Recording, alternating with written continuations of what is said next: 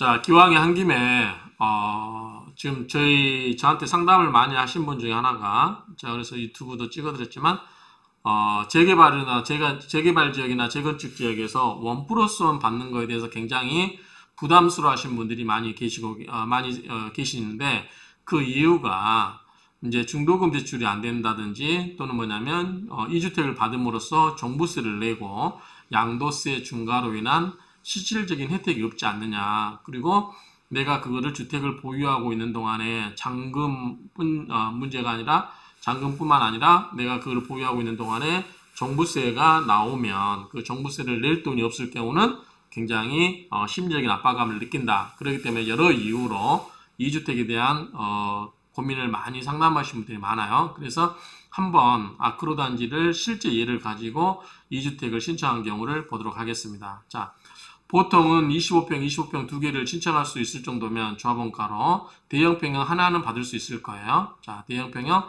46평을 신청했을 때, 자, 장기 보유 그런 거 하나도 없이, 할인 혜택이 없을 때, 대충 종부세가 240만원 정도 냈어요. 하나만 갖고 있다고 전제했을 때.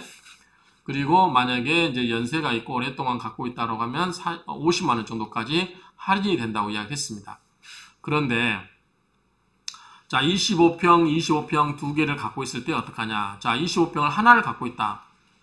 그럼 당연히 세금 안 내겠죠. 왜냐하면 11억이니까. 그런데 공시지가가 10억 4,600이잖아요. 그러니까 세금을 안 낼 거예요. 그런데 두 개를 갖고 있다. 25평을. 그럴 땐 세금 얼마를 내느냐. 여기 보면 10억 4,600, 10억 6,800. 비슷한 걸로 예를 한번 잡아봤습니다. 그러면 세금을 얼마나 내는지 보도록 하겠습니다.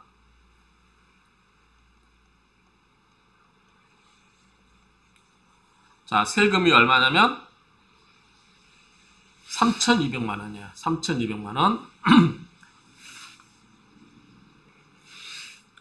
그리고 내년에는 4,400만 원, 2023년에는 5,300만 원, 2024년은 6,300만 원이에요. 그러니까 지금부터 입주가 한 3, 4년 뒤에라면 이 정도 원 플러스 원을 받으면 6천만 원 가까이 종부세를 낼 수도 있겠다라고 우리가 추측해 볼 수 있겠죠.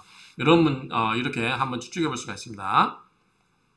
그런데 이거는 혼자서 개인이 1인이 25평을 가졌을 때 그렇고, 자, 만약에 부부가 각자 하나씩 갖고 있을 경우, 만약에 부부가 공동으로 각자 두 개의 아파트에서 각각 보유를 하고 있다. 부부가 공동으로 보유하고 있다.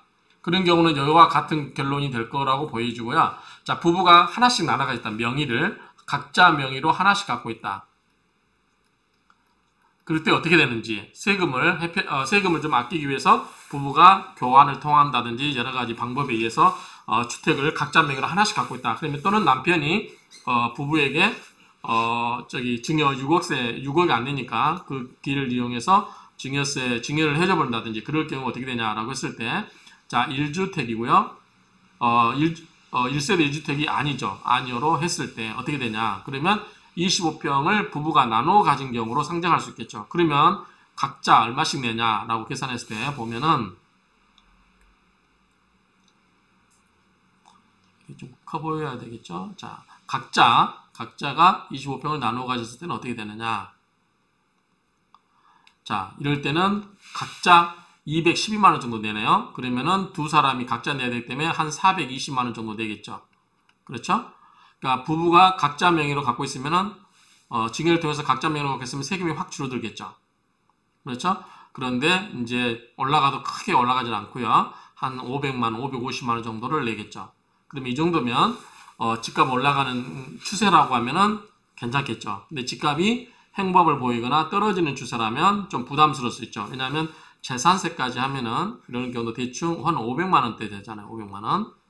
이때는 한 900만원 되고, 부부 합산이면 1800만원이요. 재산세하고 이 종부세를 합치면 25평 아파트를 두 개 가지고 있을 경우에 그렇다는 거죠. 그렇기 때문에 이런 부분이 있다라고 보시면 되고요. 자, 그다음에 요즘은 이제 제일 많이 갖고 있는 게 34평 25평 갖고 있는 거죠. 34평 25평. 그런데 여기는 보니까 아크로는 34평이 굉장히 가격이 세게 잡혀 있어요. 보니까 여기 보면 15억 1,500으로 잡혀 있어요. 34평 플러스 25평. 2주택이에요. 자, 개인이 2개 주택을 신청했다. 개인 명의로, 단독 명의로 34평, 25평 2개를 신청했다라고 했을 때, 자, 34평은 15억 정도, 그 다음에 25평은 10억 6천 정도, 이렇게 공시지가 나가는 2개 아파트를 보유하고 있다라고 했을 때, 종부세가 얼마가 나오는지 한번 보도록 하겠습니다. 그러면 종부세가 한 5천만 원이 나오죠. 5천만 원. 5천만 원. 2024년도에는 거의 9천만 원이 나옵니다. 세금까지, 재산세까지 합치면 거의 1억이에요. 1억. 그래서 34평 플러스 25평을 갖고 있다. 개인이 1인 명의로 갖고 있다고 하면은 지금은 한 6천만 원 정도에서 몇 년 뒤에는 1억까지 세금이 올라갈 수 있겠다. 이 추세가 계속 된다고 하면요. 그래서 내가 이거를 갖고 갈 건지 말 건지를 결정을 하셔야 되죠. 그러면은 평균 잡아서 1억 2천, 2억, 거의 3억. 3억을 세금으로 내야 될 수도 있죠. 그랬을 때 아파트 값이 올라가서 양도세 빼고 남은 금액이 3억이 안 된다고 하면 이때는 처분을 하시는 게 맞을 수도 있겠죠. 그러니까 이건 여러분들이 판단을 하시기 바랍니다. 근데 이거를 자 34평은 남편이 갖고 25평은 부인에게 증여를 했어요. 증여를 해서 각자 명의로 갖고 있어요. 각자 명의로 갖고 있다고 가정했을 때 이럴 때 남편이 부담하는 세금이 얼마인지 보도록 하겠습니다. 그러면 1세대 주택여부에서 아니어로 돼 있죠. 아니어로 돼 있죠. 이게 보면 아니어로 돼 있고 1주택으로 돼 있고 자 15억 34평에 대한 거는 남편이 갖고 있고 25평은 부인에게 증여했을 때 각각 명의로 갖고 있을 때는 세금이 얼마냐를 보시면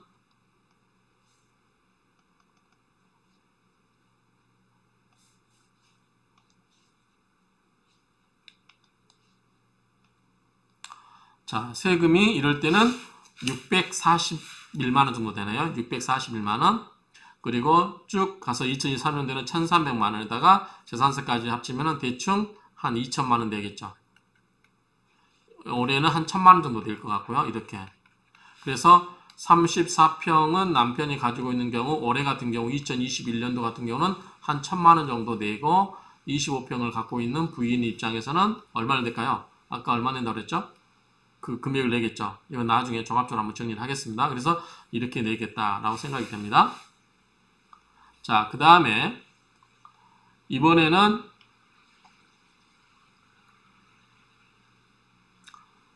40평대로 올려야겠습니다. 40평. 왜 이게 먼저 나오죠? 이게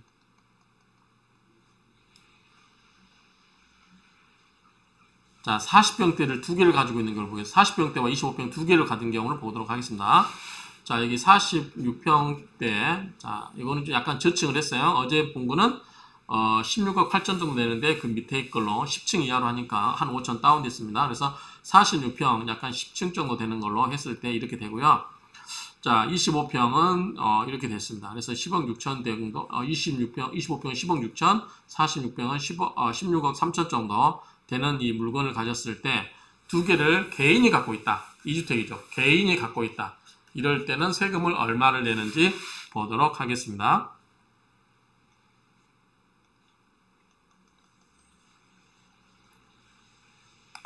이럴 때는 세금이 올해가 5,500에다가 800이니까 대충 6,300만 원 정도 세금을 내죠. 한 2024년도 가면 이 추세라고 하면은 대충 2억을 세금을 냅니다. 아니죠. 1,100이니까 9,500이니까 1억 600이죠. 1억 600. 여가 한 6천 정도 세금을 내죠. 이게 세금이 올라간다고죠. 그러니까 1억이 이때 내년부터는 7,900, 약 8천이고요. 그 다음에 한 1억이고 1억 600 이렇게 계속 올라가는 거죠. 그러니까 이거를 쭉 계산해서 내가 앞으로 세금을 계속 몇 년 동안 세금 얼마나 내게 되는지를 감당을 해봐야죠. 이거를 한번 계산을 해보셔야 되겠죠. 그래서 이거를 46평, 25평을 1인이 갖고 있는 경우, 어떤 경우도 지금 1인이 갖고 있는 경우는 굉장히 부담스러운 경우입니다. 두 채를 갖고 있는 경우는. 그래서 이런 부분이 있다라고 보시면 될 것 같고, 그 다음에 자 개인이 갖고 있는데 이때는 자, 46평은 남편이 갖고 25평은 부인에게 증여를 했어요. 증여를 했어요. 그러면 남편은 46평 하나만 갖고 있고 1세대 2주택은 아니죠. 부인이 갖고 있기 때문에 그러면은 이런 경우 어떻게 되냐? 아니요. 라고 체크를 하고 보면 자, 남편이 46평 갖고 있고 부인이 25평을 증여를 했을 때 세금이 얼마 나오는지 보도록 하겠습니다. 그러면 세금이 얼마 나오면 이럴 경우는 남편이 769만원, 대충 770만원을 세금 종부세를 내고요. 530만원은 재산세를 내겠죠. 그러면은 1300 정도 세금이 나가겠죠. 1300만원 정도 세금이 나갑니다.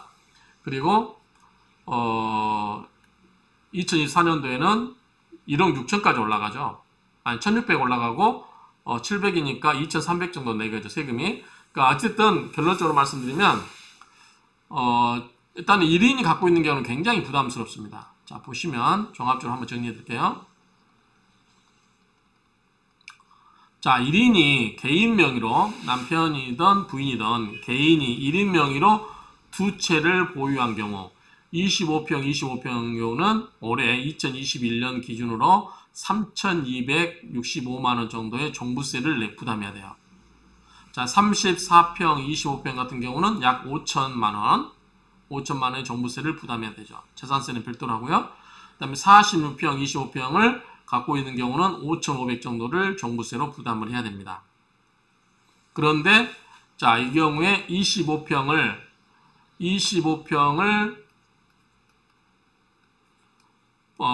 배우자에게 증여한 경우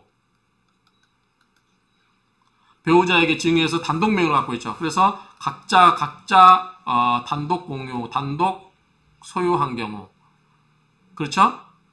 그러니까 25평 두 개를 받아서 하나를 부인 명의, 하나는 자기 명의로 하나는 뭐 남편, 그러니까 배우자에게 하나 주고 내가 하나 있는 갖는 경우는 각자 한 채씩 갖고 있는 경우는 세금이 212만 원으로 줄어들죠. 그러면 3,265만 원에서 212만 원 줄어드니까 대충 3천만 원이 세이브되죠.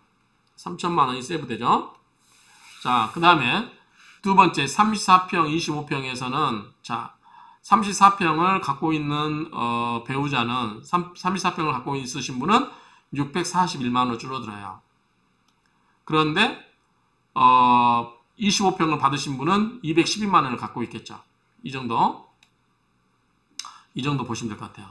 그래서 5천만 원짜리 세금이 641만 원하고 212만 원이기 때문에 대충 830만 원 정도로 세금을 줄어들죠. 830만 원. 그러면은 대충 한 4,200만 원 정도가 세이브 되죠. 그 다음에 46평, 25평을 개인이 두 개를 다 갖고 있으면 세금이 올해만 5,500이에요. 5,500. 그런데 이거를 25평을 배우자에게 주고 25평을 내가 갖고 있다 라고 하면은 배우자 간에 이렇게 증여를 해버리면 어떻게 된다? 이럴 경우는 770만 원 정도를 내는 거죠. 770만 원. 2021년 기준이에요. 그런데 2021년이 아니라 더 몇 년 뒤라고 하면 굉장히 이게 금액이 커질 수 있어요. 어쨌든 이 개인 소유는 굉장히 위험하다. 세금이 어마어마하게 많다. 개인이 갖고 있다는 것은 다주택자를 의미하기 때문에 그렇죠. 그래서 이거를 증여를 통한 절세를 해야 할 필요가 있다. 특히 배우자에게 하는 것보다는 가급적이면은 독립된 성인의 자녀에게 하고 세대를 분리시키면 1주택자로 보잖아요. 그러면 세금도 훨씬 적게 내죠.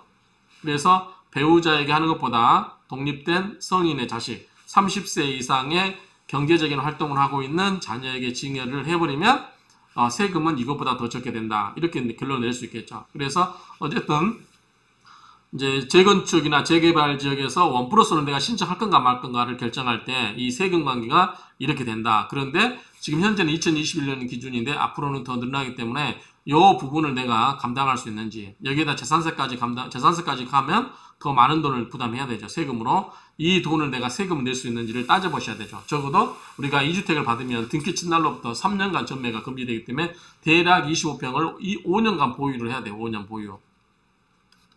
그렇기 때문에 5년 동안 이 세금 내려면 예컨대 46평, 25평 신청하신 분은 25평을 처분한다 하더라도 얼마가 있어야 돼요? 대충 재산세까지 해서 한 6천만 원 잡더라도 얼마가 있어야 돼요? 거의 3억을 세금으로 낸다고 가정을 해야 되겠죠. 근데 이게 시간이 갈수록 더 많이 내잖아요. 그렇기 때문에 그런 부분을 충분히 고려해서 내가 세금 낼 돈이 있는지 없는지를 구체적으로 판단을 하시라고. 그래서 제가 상담 오신 분들 그래요.